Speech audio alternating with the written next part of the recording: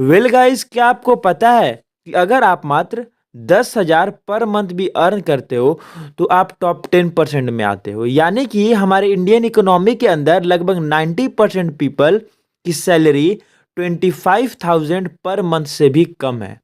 तो आपके मन में अब नेक्स्ट सवाल यही आ रहा होगा कि क्या हम इतनी कम सैलरी के साथ भी अपने लाइफ के अंदर करोड़पति बन सकते हैं या फिर नहीं।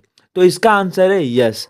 क्योंकि अगर ऐसा नहीं होता तो रोनाल्ड रीड, जो कि एक साफ सफाई करने की जॉब करता था, वो लगभग 25,000 पर डॉलर की इनकम करता था पर ईयर, जो कि अमेरिका के हिसाब से काफ़ी कम इनकम है। उसके बावजूद भी वो अपने पीछे लगभग 8 मिलियन डॉलर की वेल्थ को क्रिएट करके गया। तो वेल, आज के इस वाले वीडियो के अंदर हम लोग कुछ ऐसे मेथड और कुछ ऐसे सीक्रेट्स को जानने वाले हैं जिसकी मदद से आप भी अपनी लाइफ के अंदर काफ़ी कम सैलरी होने के बावजूद भी एक अच्छी वेल्थ को क्रिएट कर सकते हैं। वेल, आप लोगों ने ऑलवेज ये जरूर सुना होगा कि हमें अपने से अमीर और गरीब लोगों के साथ नहीं रहना चाहिए, हमें अपने बराबरी के लोगों के साथ रहना चाहिए। बट स्मिथ ग्रोवर अपनी बुक दोगलापन के अंदर कहते हैं कि हमें ऑलवेज अपने से अमीर लोगों के साथ रहना चाहिए, हमें अमीरों के साथ उठना बैठना चाहिए। क्योंकि अगर हम अमीर लोगों के साथ रहेंगे तो इसकी काफ़ी हाई पॉसिबिलिटीज़ है कि हम इन फ्यूचर काफ़ी ज़्यादा अमीर होने वाले हैं।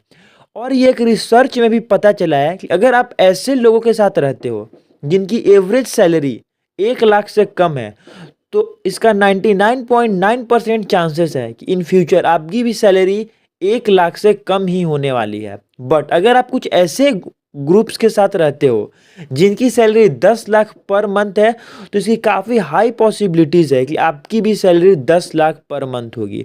क्योंकि हमारी जो थिंकिंग और जो हमारा स्टाइल होता है वो टोटली हमारे सोसाइटी और हमारे आसपास के लोगों पर डिपेंड करता है। तो ऑलवेज हमें ट्राई करना चाहिए कि हम अपने से अमीर लोगों के साथ रहें। तो चलिए अब हम एक अमीर और एक गरीब माइंडसेट वाले व्यक्ति की स्पेंडिंग साइकिल को समझते हैं।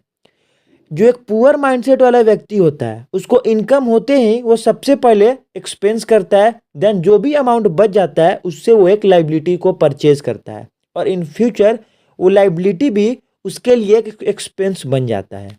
बट जो एक रिच माइंडसेट वाला व्यक्ति होता है उसको इनकम मिलते ही सबसे पहले वो एक्सपेंस करता है, देन उसके बाद वो अमाउंट जो बच जाता है उससे वो एसिड्स क्रिएट करता है या फिर कोई न्यू एसिड्स को परचेज करता है, जिससे वो जो एसिड्स है वो भी इन फ्यूचर उसको एक एक्स्ट्रा इनकम क्रिएट करके देता है। या फिर कुछ लोग इनकम होते हैं सबसे पहले वे कुछ अमाउंट को सेव करते हैं, यानी कि फर्स्ट पे योर सेल्फ के पॉइंट को फॉलो करते हैं, जो कि ये भी एक काफ़ी अच्छी स्ट्रेटजी है। वेल, काफ़ी लोग बोलते हैं कि हमें लाइबिलिटीज़ को परचेज नहीं करना चाहिए, बट मैं इसके बिल्कुल भी फेवर में नहीं हूँ।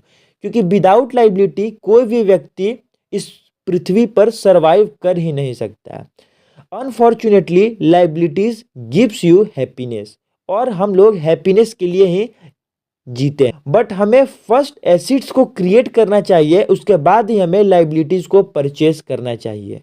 वेल, जब रॉबर्ट कियोसाकी अपनी अर्ली 20s में थे तब एक बार उन्होंने कार खरीदने का सोचा और वे आज अच्छा खासा अर्न भी कर रहे थे जिससे वो इजीली अपनी कार की ईएमआई को पे कर सके। बट उन्होंने ऐसा नहीं किया, बल्कि उन्होंने उस पैसे की मदद से अपने लिए एक रेंटल प्रॉपर्टी को परचेज किया और उस घर से मिलने वाले रेंट को ईएमआई के रूप में दिया।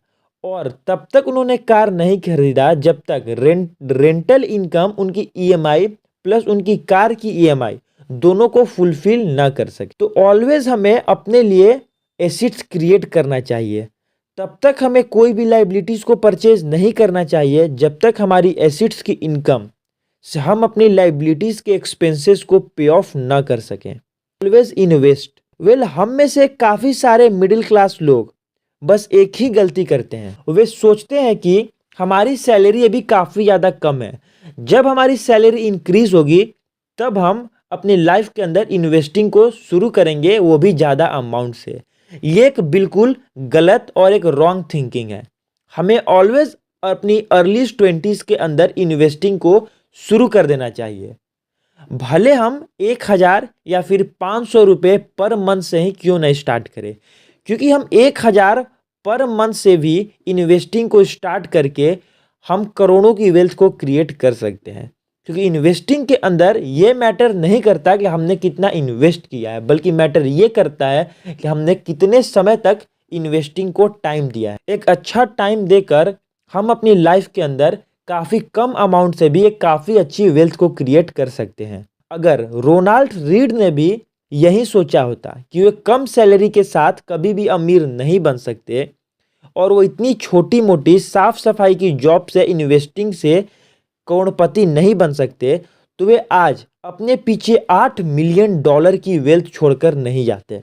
तो ऑलवेज हमें जल्द से जल्द इन्वेस्टिंग को शुरू कर देना चाहिए, जिससे हम अपनी अर्ली 20s के अंदर एक इन्वेस्टिंग हैबिट्स को बिल्ड कर सकें। अगर आप भी अपने 20s के एज में हो और आप अभी पर मंथ मात्र 500 रुपये से इन्वेस्टिंग को स्टार्ट करते हो, तो 60s की एज में आपके पास होंगे अप्रॉक्स 1.57 करोड़ रुपीस।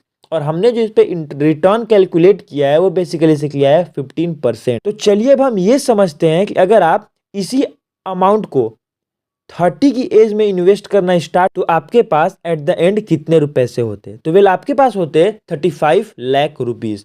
तो इस वाले एग्जाम्पल के अंदर आप लोग कंपाउंडिंग और टाइम के मैजिक को देख सकते हो। मात्र 10 सालों के अंदर, यानी कि आप लोगों ने पहले एग्जाम्पल में 20 साल पे इन्वेस्टिंग को शुरू किया, दूसरे एग्जाम्पल पे आपने 30 की एज में इन्वेस्टिंग को स्टार्ट किया, बट जो आपका अमाउंट डिफरेंस आया वो अप्रॉक्स 5 गुना आया। इसका मतलब है कि जितनी जल्दी आप अपने लाइफ के अंदर इन्वेस्टिंग को स्टार्ट करोगे, उतनी अच्छी आप अपनी लाइफ के अंदर वेल्थ को क्रिएट कर सकते हो।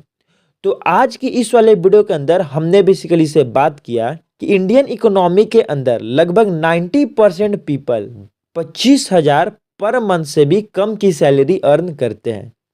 और साथ ही साथ हमने आज के इस वाले वीडियो के अंदर बात किया कि रिच और पुअर पीपल के स्पेंडिंग साइकिल के बारे में। साथ ही साथ हमने सेकंड पॉइंट के अंदर बात किया कि हमें सबसे पहले अपने लिए एसेट्स को क्रिएट करना चाहिए, उसके बाद ही हमें लायबिलिटीज के लिए पे ऑफ करना चाहिए। साथ ही साथ हमने लास्ट पॉइंट के अंदर बात किया ऑलवेज हमें इन्वेस्ट करना चाहिए, क्योंकि इन्वेस्टिंग में अमाउंट नहीं बल्कि टाइम मैटर करता है। तो आज के इस वाले वीडियो के अंदर बस इतना ही रखते हैं। मिलते हैं हम लोग नेक्स्ट वीडियो के अंदर। तब तक के लिए कीप लर्निंग,